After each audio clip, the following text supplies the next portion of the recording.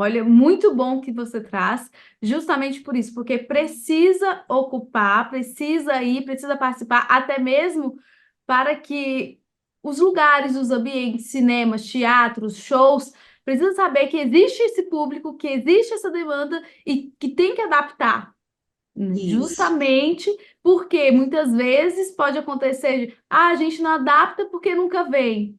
Não, Uhum. tem que ir para poder saber que sim, existe esse público e havendo essa adaptação, com certeza vai chamar mais atenção para que esse público vá a esses espaços.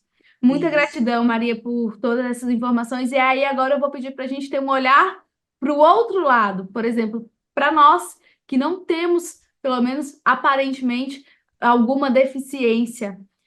Como que nós, o que que nós não devemos fazer que é ruim para a pessoa com deficiência? Porque a gente está em construção e está em aprendizado.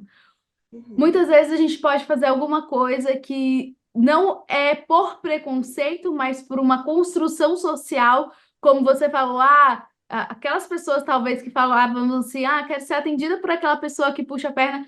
Talvez não foi Uhum. por preconceito, mas por uma construção social que Isso. aquilo ali não seria um problema. Mas hoje é um Uhum. problema e a gente deve aprender a como lidar com isso. O que que tu pode dizer para a gente falar assim, olha, gente, nunca façam isso, não é legal fazer Ó, a fala. primeira coisa que a gente, por exemplo, a gente falava portador de deficiência. Não. Portador vem da palavra você portar alguma coisa, né? Então, assim, não existe. Então, é PCD, pessoa com deficiência. Aí você põe a deficiência na frente. Deficiência visual, física, auditiva.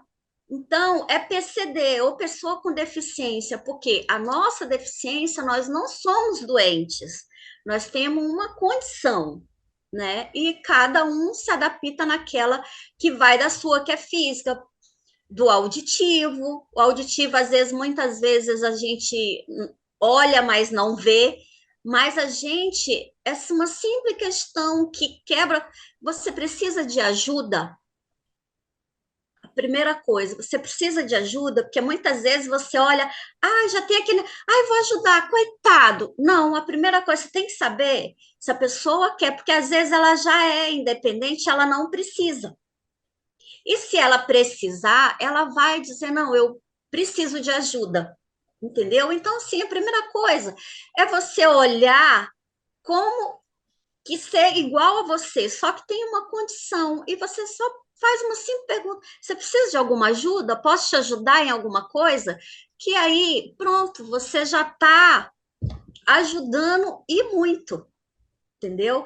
E o preconceito hoje, que a gente pensa, que a pessoa não é capaz. Não, hoje a gente vê televisão, né, novela, cinema, tudo está inserido, né? E hoje é crime. Então, por que que a gente não é trabalhar isso dentro, né, dos normais, que a gente é igual? Que aí é uma convivência bem pacífica, e é um ambiente, o ambiente você tem que estar integrado e não você separar a pessoa, e sim juntar, incluir. A inclusão é isso.